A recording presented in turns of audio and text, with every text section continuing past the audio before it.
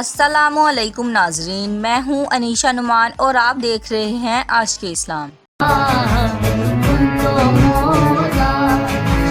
ऐसी वैसी ईद नहीं है, ईद है मर्दों वाली। ये पहचान कराती है कि कौन है असली हलाली। इसकी रौनक सबसे अलग है, इसकी शान मिसाली। सबसे बड़ी है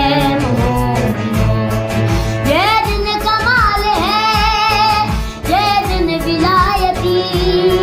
खुशबू चार सू ईद गदीर की। सांसों में बसा है नाम अली, जब इसकी मोहब्बत दिल में बसी। हर मोमिन का दिल बोला तो मौला, तो मौला, तो मौला, तो मौला। सारी उन मौला मौला, तो मौला, तो मौला।